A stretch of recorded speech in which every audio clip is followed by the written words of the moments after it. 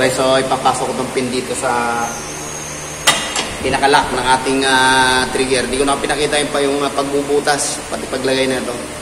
Pero hindi pa naka-fix yan. Ipipix pa natin, lalagyan natin ng mga pin.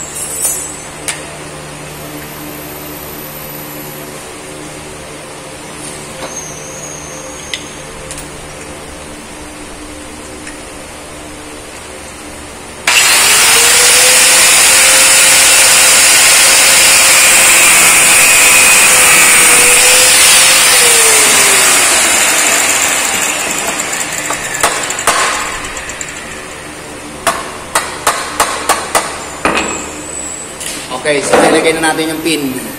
Dalawang pin lang ang nilagay ko dyan. Stable naman yan. Hindi na yan masyadong matatanggal. Ngayon ang problema, itong isang to, dapat hanggang dito pa yung ano niyan, yung freewheeling. Kaya uukitan pa ito. Testingin muna natin yung kanyang performance kung okay na yung kanyang pagsabit o yung stability. Okay, so ito yung magiging kanya, pala. Ganitong klase. Tingnan natin. Naka-release siyang ganyan. Pag ikinasa natin yan, yan. Okay, so konting uka pa ako rito, tsaka banda rito.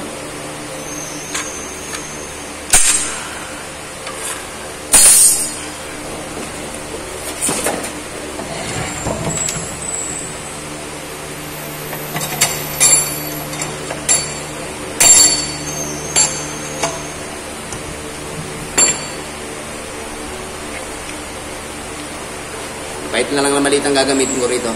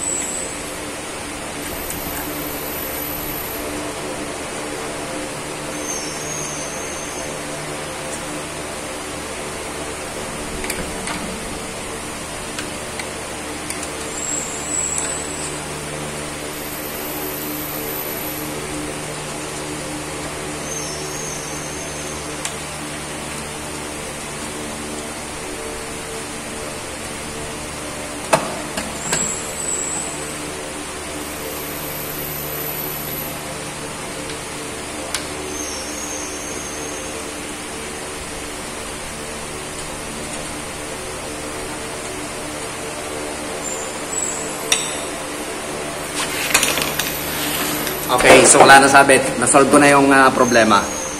Ayan. Nagpi-freewheeling na siya. Tingnan natin kung magpa-function siya ngayon na maganda. Naka-release siya ngayon. Ngayon ilalak natin.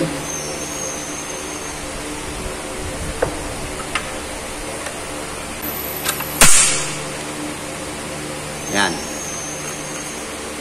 Hindi na yan, hindi na siya nagalaw papunta ron. Eksakto lang yung inclination na nilagay ko. Tapos, kapag kinalapit na natin yung ating trigger, yan. Pwede na siyang gumalaw ngayon. May hila na yung tali. So, release na yan sa ganyang position. Okay, so isa pa. Kakasa natin, tingnan natin kung mag-automatic siya ng balik. Yan. Naka-stable na yan.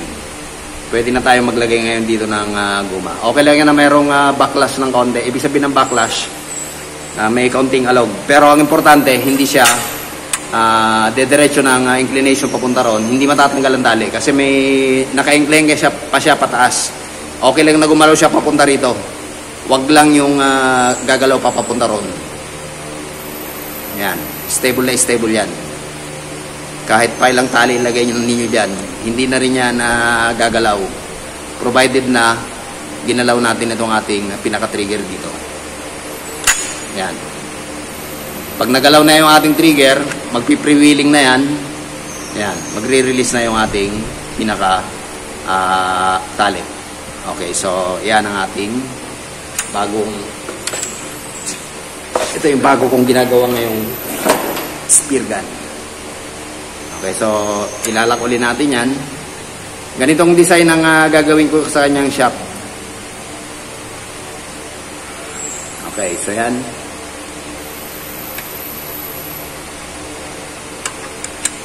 Tingnan natin kung maglalak ha. Yan. Yan, stable na yan. Okay, so tagumpay din. Ngayon, ang susunod na gagawin ko, gawa ng ito ay luma lang itong aking kahoy. May mga butas-butas. So, re-rematchan ko ito para ma-applyan ko na ng finishing touches. Pero pwede na itong gamitin. Ang susunod, paglalagay ng tali goma, tsaka tali. Then, yung kanyang trigger mechanism. So, abangan nyo yung susunod na gagawin ko. Ang daming ukay, oh. So, mamasilyahan ko pa ito para medyo gumanda-ganda naman ng konti. Kasi, wala akong makitang ibang materyales. DIY lang talaga. Yung likod, okay lang. Medyo konti lang i-re-retoke ko rito. May mga konting butas-butas pa. So, mamasilyahin ko na lang yan. Then, may panibago na naman akong spear gun na merong line release. Ito ang kauna-unahan kong spear gun na merong line release.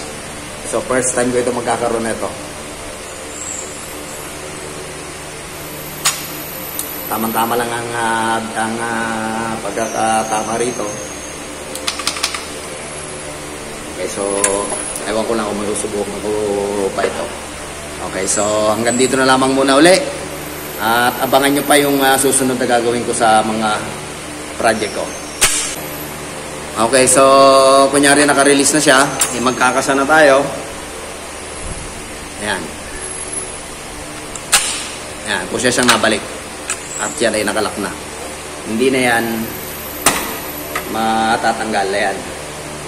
Talagang silyadong-silyado yan. I mean, nakalak na maigi yan. Okay, so konting finishing touches na lang ito. Ang daming butas. Okay, so madali na yun. Okay, so for example, may tali rito. May nakalagay na tali dyan. Pagka kinalabit natin yung ating trigger, ayan, magre-release yan. So maraming salamat sa pagsama. Sana may natutunan kayong konti. O may na-share ako ng konti sa paggawa ng mga ganitong klase ng trigger, pati body. Abangan nyo pa yung susunod na gagawin ko sa project na to. Kulang na lang dito, trigger guard, pagliliha finishing, at saka yung paglalagay ng goma, pati yung kanyang buong setup. Yun naman ang susunod na ipapakita ko sa inyo paano ito matapos. So hanggang dito na lamang muna uli. For the meantime, magmamasilya muna ako, then abangan nyo yung susunod na karugtong ng ating spear gun with line release.